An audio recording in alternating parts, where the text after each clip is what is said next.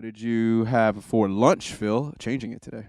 For lunch, I had black beans and eggs and avocado, some salad that was kind of too spicy because it had rocket, radish, and spring onions all chopped up together, and it was quite pungent. So it was good. Sounds good. Sounds good. I had my normal lunch, and then I realized I had a lamb chop that I should have eaten because it's like 7 days old, and I'll just have to eat it tonight. So, oh well. Okay. If you die, it's a lamb chop.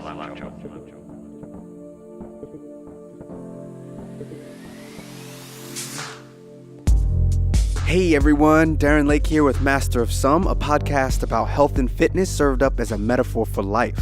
Quick warning, this episode contains a bit of adult language.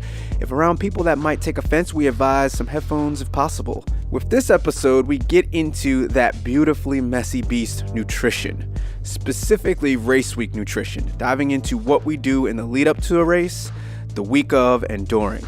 Hell, we even throw in a few fringe methods too, just to keep it exciting. Quick note, we are not medical professionals, i.e. doctors, and do not play doctors on the internet. So please take what we say here as information and just that, not any professional medical advice. Please consult with a medical professional, your doctor, your nutritionist, or anybody else that is actually qualified to go more in depth with whatever you need, because everyone is personalized. If you like what you hear, please rate and subscribe on iTunes, Stitcher, or wherever you listen to your podcast. It's free, and that means whenever an episode comes out, you'll know about it via the notifications on whatever phone you use. We don't hate Apple, Droid, whatever. It also helps us know if what we are doing is working and connects to all you listening. Feel free to email us at, get ready for it, talksomeshit@masterofsomepod.com, spelled the normal way, to literally talk good or bad shit with us. We're down for it. Hit us up on social media. It's all Master of Some Pod. All right, with all the pleasantries, we're now ready to get into it.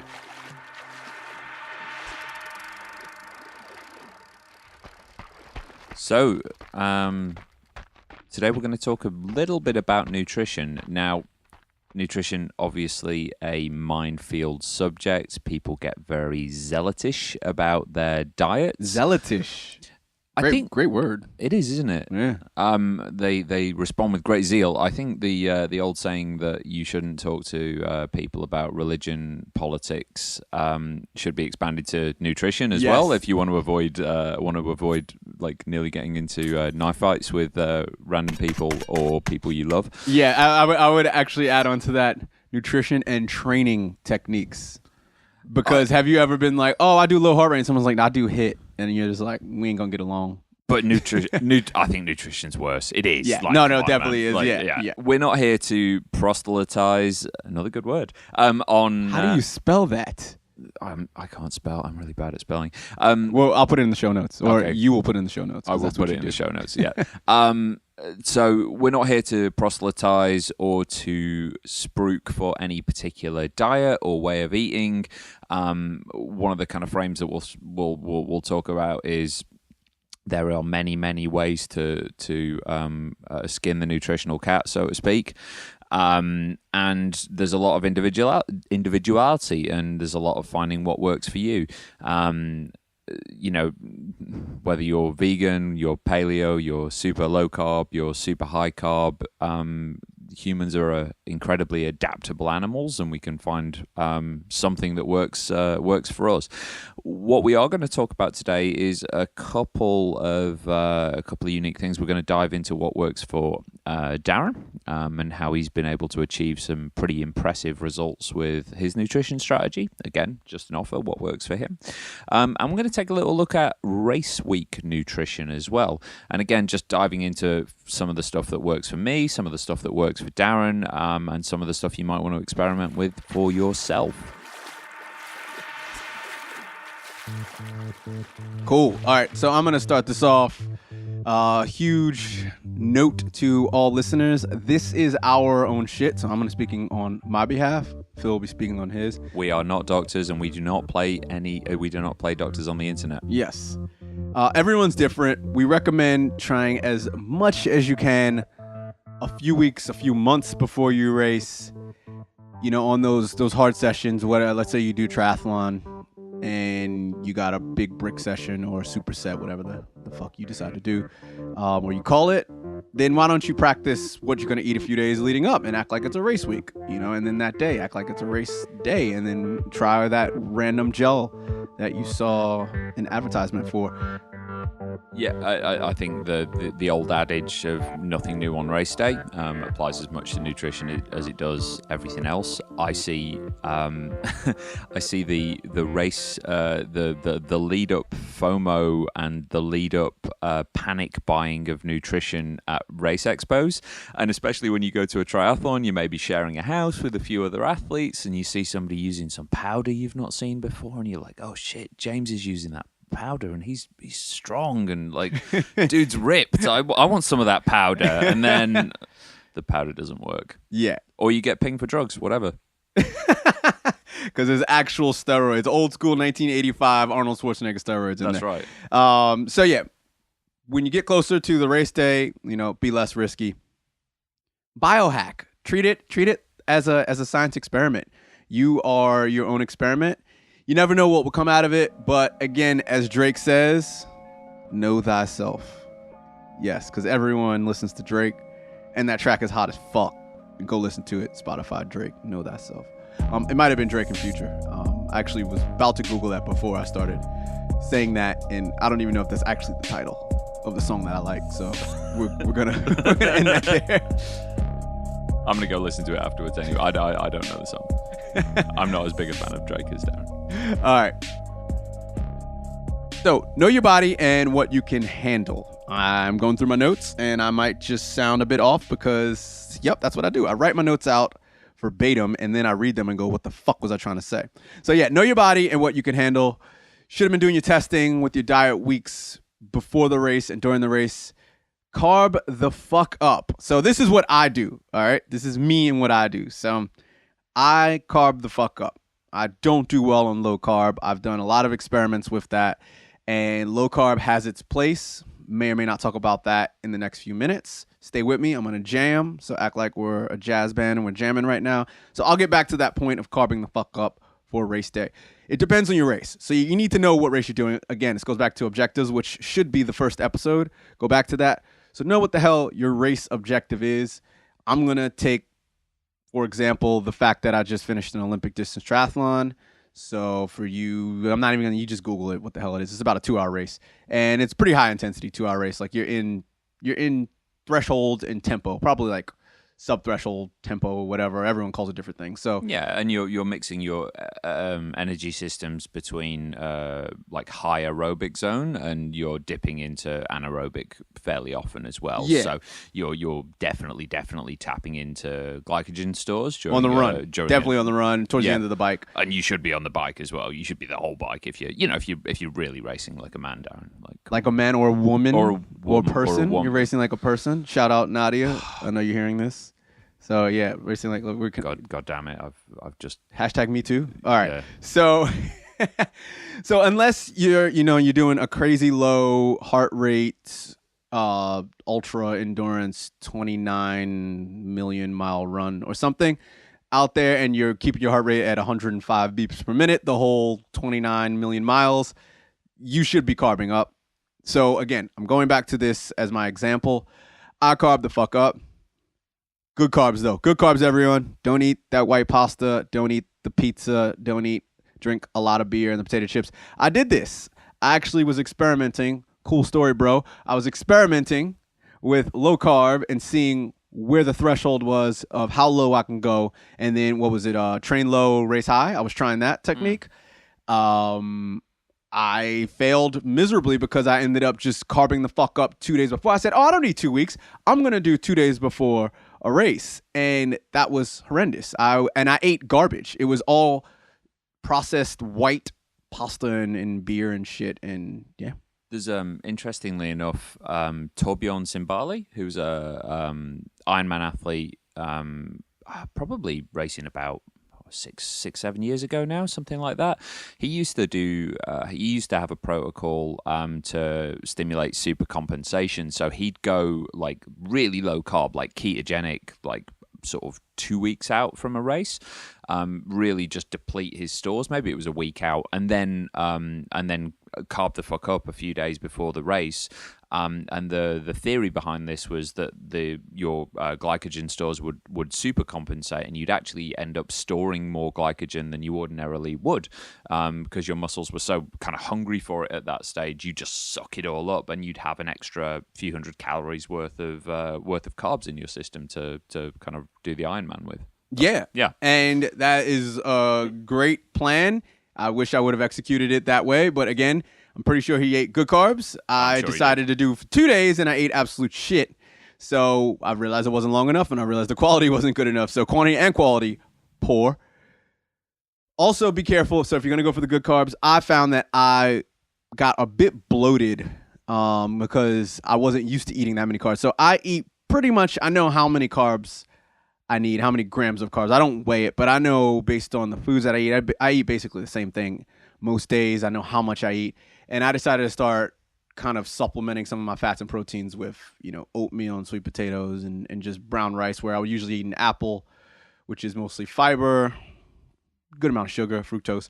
But I then said, I'm going to go for brown rice, like basically serving and a half. And by the end of one of the weeks, towards race day, I actually felt bloated, and I didn't like the feeling. So I realized that didn't work great for me, or my body also wasn't ready for it. So there's definitely a middle ground. I always say to err on the side of caution.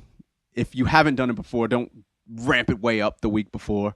And, try a little bit more. But again, as I said earlier, you should have been doing this, a few months before to sort that out.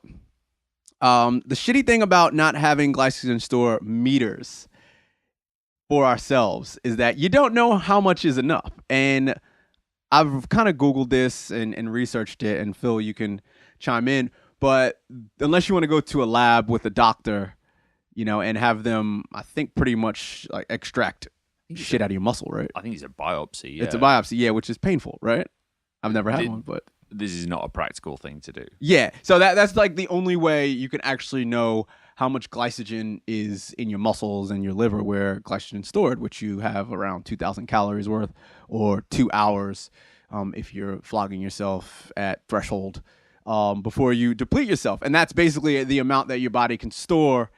Until then, it goes to other places, usually fat or wherever the hell it's going to go. Again, I'm not a scientist or a doctor. I don't even try to play one on the internet. But you need to know yourself. That's what I got out of this. And me bloating was probably not the best. And that was my body saying, hey, man, I probably have a bit too much. Or maybe I drank too much water over those couple days. Whatever it was, I then needed to tweak that. So I'm not going to sit on that too long.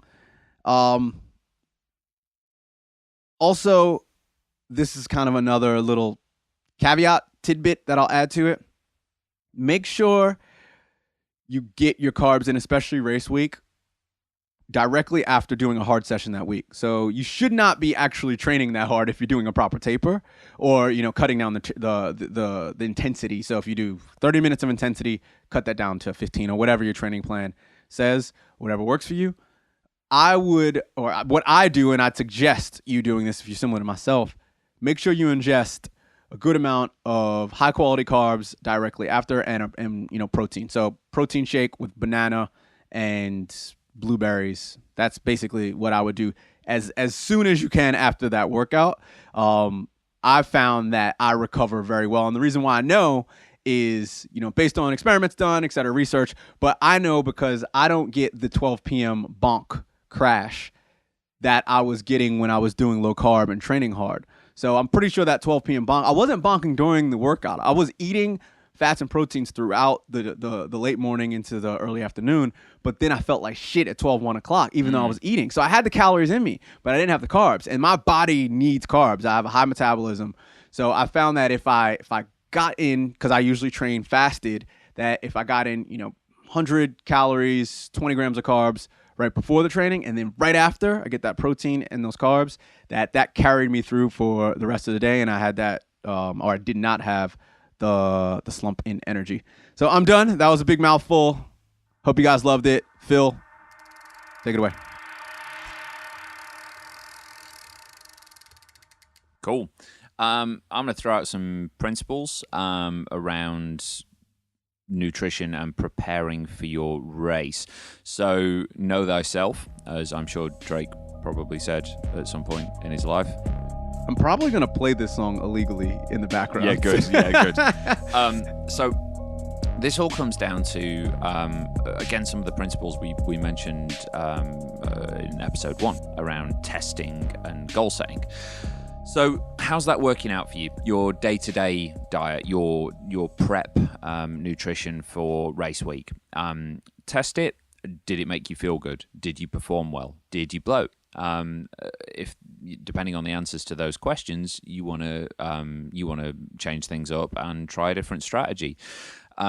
Also, things like genetic testing are huge as well. So getting your genes tested through a service like 23andMe is super inexpensive now. And for instance, I found out that I don't actually metabolize saturated fat particularly well. So sorry, go back. I don't mean to take you off course, but this is something that I still haven't done. So I did the 23andMe testing for the genetics, and not the genealogy. The ancestry stuff. Yeah. Come to find out, I'm actually 16% white. We'll talk on that in a second. But I'm almost. I think I'm half of 1% Japanese. I love how it's Japanese and not Asian. Yeah. So yeah, all right, we went on. I'm jamming now, but back to it. So I then downloaded my DNA code, which was 44 megabytes, which was awesome. I have it in a .txt file. What is the website to then take that information to get the other stuff? Because 23andMe didn't give me all of the cool shit that I wanted. The nutrition data. Yeah, no, they don't now. I think there was an FDA ruling in the States that prevented them giving out, air quotes, health advice off the back. They give you a little bit. They say, oh, you're more sensitive to caffeine. They gave me some top line bullshit. Yeah. But what was the thing? So what's the site to where I pump in my DNA? So there's a few. I didn't just use one. There's a couple of caveats here around data privacy. If you are a tinfoil hat wearing super paranoid person that people out there are going to randomly be able to associate you with your genetic profile. And some of that's legit, by the way. You've got insurance companies who might not be so inclined to insure you if they know you're predisposed towards a bunch of diseases and health problems. But anyway, that's a side point. Some of the sites you can use are Promethease. So you can upload your raw genetic data there, and it will give you indications of your predisposition towards, again, certain conditions, maybe how you respond to certain macronutrients, micronutrients, drugs, etc. Dr. Rhonda Patrick, who is a bit of a legend, she's got her own fantastic podcast, Found My Fitness. She has her own tool on her website. She's done a bunch of research on nutrigenomics, so you can upload your genetic data there, and that will give you a lot of actually really easily digestible information too, because Promethease can be a bit more kind of raw data-y. There's another website I really like called Athletigen, which will give you some of your genetic gifts or watch-outs when it comes to your potential physical capacities as well. So the likelihood of fast twitch versus slow twitch muscle fibers, your propensity to recover, your propensity for injury and things like that. So that's super interesting as well. Genetic Genie is another service. So these will all be in the show notes. These will all be in the show notes. There are a gang of services. I can't wait for you to put them in the show notes, Phil. Okay, I'm really excited. Yeah. So there are a gang of services that you can use to kind of decode your genetic code, so to speak. So going back to the point, like I found out that I don't metabolize saturated fat particularly well, and that explains why before I did this, I kind of tried a higher fat, lower carb diet, and I didn't have the miraculous weight loss and performance gains that some people report, and that's why. So beyond getting your genes tested, you could just see how that's working out for you and change up depending on the results. That's gonna be your catchphrase. See how that's working out for you. You said this like Pretty much. 4 or 5 times. I like the way you say it because it's like slightly condescending. Yeah. It's like, see how that's working out for you, or how's that working out for you? Yeah. Well, you not noticed a pattern that nearly everything I say sounds condescending. Like, It's cool. We'll just be that condescending dickhead. this is why I have no Podcast. friends. Testing as well. So testing is huge, and people think they've tested their race nutrition, and what I mean by that is they will go on a bunch ride. They'll go on a 3-hour ride with their buddies, to Waterfall, and they will try the bars or the gels or the liquid that they're planning to use on race day, and they're like, oh, that didn't make me sick. I felt pretty good, and like, cool, I'm going to use that on race day. The conditions that they're taking that nutrition in are very, very different from race day conditions. So you think about things like physiology. So you're sat up on a road bike or you're sat in a bunch ride and you're upright. That is very different from being hunched over in the TT position. From the position of your gut, how you're taking in nutrition. Also, the intensity to which you're going at dictates the amount of energy and the amount of attention your body can pay towards actually processing food and digesting it. So the harder you're going, the harder a job your body has in terms of digesting food. If you're running an ultramarathon, there are stories about Dean Karnazes, who's a famous kind of ultramarathon guy, wrote a bunch of books on it. I think one of his most famous book, Ultramarathon Man, it opens with a story about him getting a pizza delivered to somewhere on a stretch of highway when he's running some, absurd distance. Oh yeah, I've heard about that. Yeah. And you can do that when you're shuffling along at no speed at all. If you're hammering during an Olympic distance race, this is why simple sugars generally work best, because your body doesn't have to work to process and digest them. Versus trying to digest a Cliff Bar. Yeah, versus trying to digest a Cliff Bar or even like a handful of almonds or something like that. Yeah. So the macronutrient should be appropriate to the intensity you're going at as well. And then things like the heat. If you're going to be racing in 37-degree heat in Western Australia, you haven't tested your nutrition if you've only had it on a 25-degree day in Sydney. So the conditions you're doing a true test of your nutrition in should be as close as you can to race day in terms of climate, in terms of position, in terms of intensity, and things of that nature.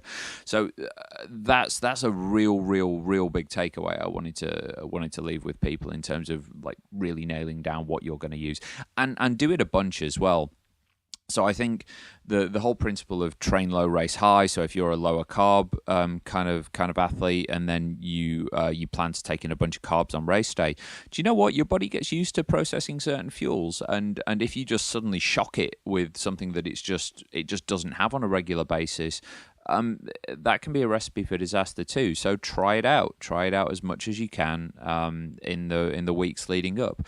You're a hard charging athlete. Nothing's going to break. Like the 4 times you try out your race nutrition in the lead up to an Ironman is not going to give you diabetes. It's really not. The same goes for and I won't maybe I won't dive into some of the specific kind of like fringe stuff in terms of like cordyceps mushrooms and beetroot juice and things of that nature. Like I have a drink that I like to sort of concoct on race week called War Juice. How about this? Yeah. I've actually got that for Red Team. We're going to do a slightly different Red Team this week. Is it going to be, Phil, what's in War Juice? And where can I buy it? It's going to be Smart Red Team. Okay. It's not going to be Hater. Okay, cool. Yeah. But your race week nutrition strategy as well. So nothing new there. You should have practiced it. Like take one of your recovery weeks, take an easy week with a test session, a superset or something at the end of it, and treat that like you would a race week. So Dial back your nutrition in terms of calories that's more appropriate to your reduced training volume. Try out the food you're going to do. Try out the breakfast you're going to have the day before, which, by the way, has been shown in studies to be the most important pre-race meal. It's not what you have the night before the race. It's not what you have the morning of the race. It's the breakfast you have the day before the race as well. I'll put a link to that study in the show notes, but that's been shown the to 24 hours before. Pretty much the 24 hours before. So it's the breakfast you have the day before has been shown to be the greatest impact on athletic performance, which I think is quite interesting. Yeah. But try all that out. You should be well practiced at this, and you should be super, super confident. Again, there's no specific formula in terms of in terms of the food you should eat and what's the perfect ratios and all that. I think don't deviate too much from whatever diet cult you're in. If you're eating a certain way, carry on eating that way pretty much on race week, bar potentially upping your carbs, depending on your race and your the intensity and the distance as well. Is it an ultramarathon? Is it an Ironman? That's going to change stuff up. Anyway, I went on for a while there, but hopefully there was a couple of good points you can take away. All right, Phil, I really appreciate all of that insightful, evidence-based data and information. You always come correct with that shit. I do have a red team question of sorts, and it's not even a red team question. It's more, I'd like for you to dive a bit deeper in your fringe supplements. And I'd also like to give a supplement to augment what you said. Don't freak out and act like you're not doing the right thing. That's actually something that I did, and you want to jump on something that's exact opposite. Some people are cool with doing the same thing over and over and over. But, with nutrition, even with training as a whole, if it's been working for you mostly, stick with it. Adjust it a tiny bit. Because you'll never do the most perfect, catered, focused nutrition. You'll never be eating the best nutrition and be training the best, because your body's constantly changing and your body's adapting. So that's actually, it's kind of hard to grasp at first. So it's basically, you're getting older, your body's getting better or worse, depending on how you're training and how you're eating. Therefore, what you're doing is always going to change. So you'll never actually be nailing it, because what's good for you now might not be good for you later. Well said. So just remember that. Don't think that what you're doing is wrong. Just slightly, don't reinvent the wheel. Make it run smoother. Think of it like adjusting a rear derailleur. You want to turn that limiter screw like a quarter turn at a time. Eighth of a turn sometimes. Eighth of a turn. Yeah, you don't want to just wrench the whole thing round 4 times, because you'll put things out of whack. So quarter turns. Yeah, unless your whole shit is fucked. Yeah, and you're like, oh my God, I've gained 95 kilos and I'm super slow. Yeah. I was eating like this last year. Then it's like, okay, you need to try something new. Yeah. So, if we're going to have to come knock down the side of your house and get a forklift truck to take you to the hospital because you've gone all Jerry Springer style, help me, then you need to turn the screw. Phil, thank you so much for all of that. As usual, you always come correct with the data and the evidence-based facts and information, and this is why I actually picked you to be on the podcast, man. You have that British-sounding accent. You're my glasses. I've said this to a couple people and they don't understand that, but I don't wear glasses. But when you wear glasses, you look smarter and cooler, and you make me look smarter or sound smarter and cooler. There we go. You're my audio glasses. You definitely make me sound cooler. So I'm not smart. Yeah, Jesus Christ.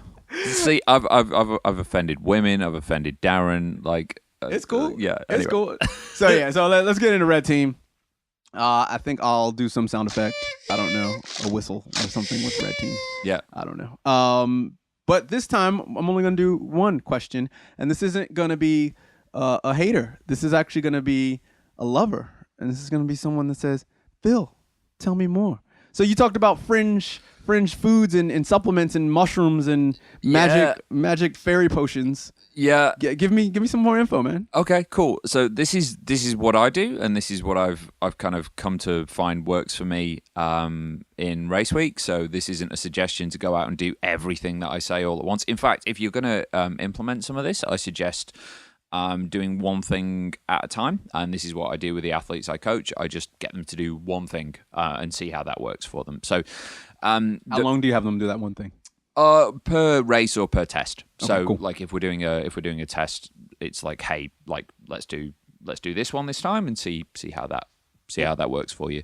So the first one's pretty standard, but it's caffeine fasting for the week of the race.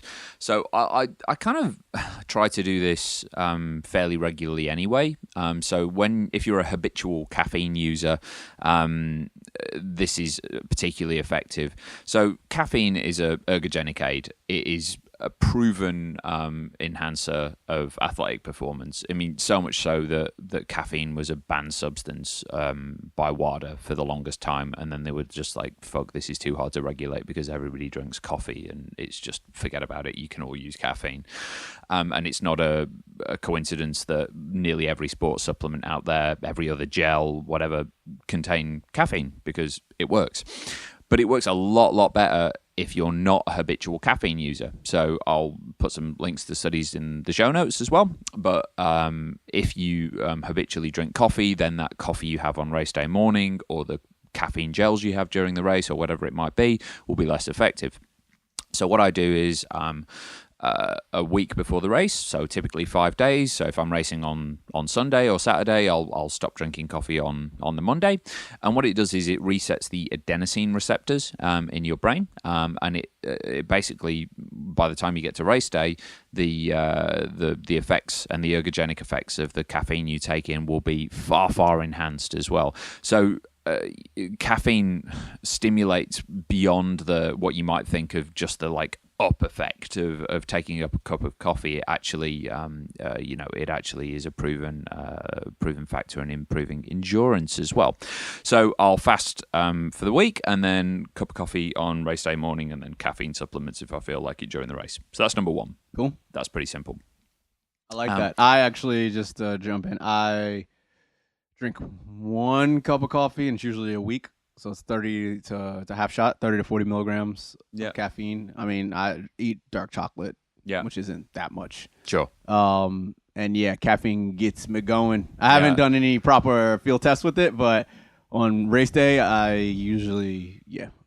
It also helps, like as a side benefit, and just to be gross, it helps clear out the pipes on race day morning as well. Like if you've not had coffee for the week, if you want to clear the bowels in the morning, like that cup of coffee after not having it for a week, like woo, then less trips to the Portaloo when you get down to the transition area. So that was a really nice, innocent way of saying if you want to shit, if you want to before the race and not shit right during the race, or don't shit your wetsuit. Sorry, the American comes in with the potty mouth. All good. So some other things I like to do. So I mentioned War Juice before. I just thought that was a hilarious name for it. I get excited that you got excited. Yeah. It's like I'm happy that you're happy. I'm like, but it's just fucking hilarious. Anyway, so this is so beetroot juice. So beetroot juice is again a pretty well studied, pretty well known. I was going to call it a supplement, but the nitrates in the beetroot juice help shunt oxygen to working muscles. So supplementing with beetroot juice, and again, I'm drinking kind of 250 milligrams of beetroot juice like once a day the week leading up to the race. Tart cherry juice as well has been shown to enhance recovery. So during the period of your kind of deloading your training, you're trying to be as fresh as you can for race week. So tart cherry juice has also been shown to have positive effects on sleep as well. So your sleep quality may improve during race week as well. Which is huge. Getting that sleep, and that's actually something we were going to talk about and realize that's a whole topic for a whole nother conversation. Absolutely. And then I add in some Cordyceps mushroom extract as well, which is another proven ergogenic aid. Throw in some beta-alanine as well, and you've got yourself a party cocktail. So I have that for a week before the race, and then typically on race morning I'll have more of the concentrated beetroot juice, so the little like beat it concentrated shots, because I don't want to be downing a quarter of a liter of beetroot juice on the morning of a race. So I'll go for the little concentrated sport shots. So that's war juice. The beetroot juice really is the main ingredient there. Everything else is just kind of being fancy. Although I do think the Cordyceps mushrooms helps. I do really rate that as a supplement. CoQ10. CoQ10 is a great supplement. Helps with with heart function as well. So mobilizing blood around the body. CoQ10 is also a cofactor in kind of many bodily enzymatic functions. So that's something to consider as a supplement. So you want to start that probably a bit further out. So I typically start supplementing with CoQ10 like a month before the race, just as a booster. What else do I do? I think those are the main ones, man. I think that's probably enough for now, just before everyone starts getting really pilled up. And yeah, it sounds like you, or I would hear this. Like, let's say I'm not a host, I'm an awesome listener, and I would just go straight to iHerb, whatever the fuck you want to say, IHERB.com.au, and I would Google all the shit and hope that it's in there so I can get the free shipping. It definitely is. So yeah, that's where I would go, and you'll have a lot of these in the show notes. Again, note to everyone, none of this shit is a magic bullet. No. It's not. You're not gonna get 10x gain on your shit. So you're not gonna go from doing a 40-minute 10K to a 25-minute 10K by having any of this stuff. I'm pretty sure all of you are really smart out there, but it is the sum of the parts. And just like any supplement, certain things work better on other people. And you're going to get like a 0.5% maybe gain. That's not even traceable or trackable. So it's the overall, there are main things that you can focus on.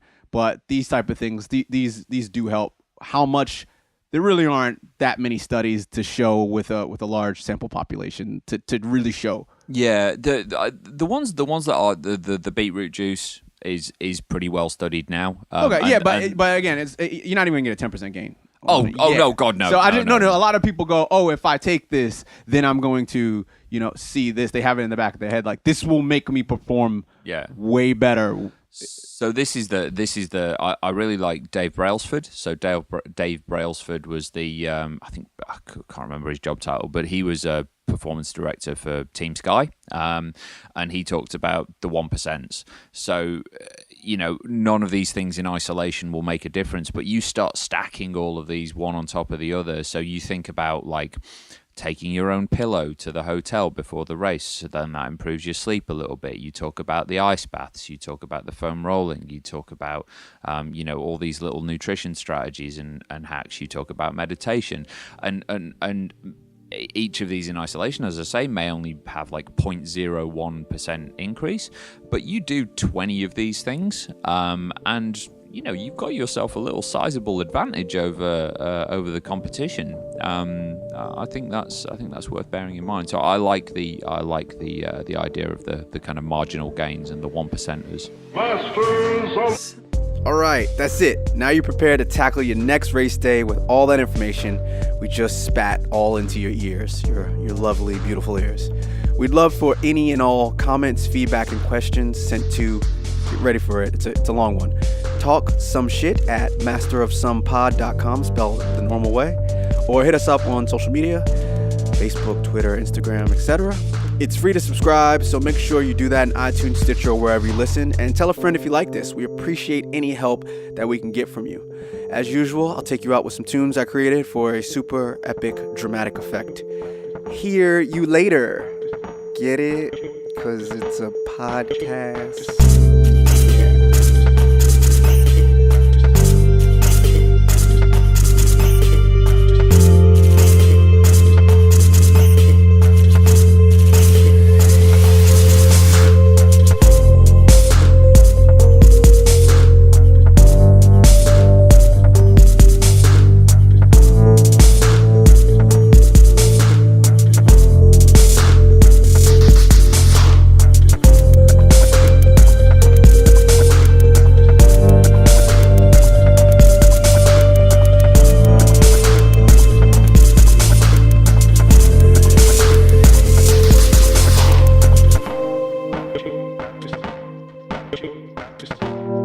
Bye.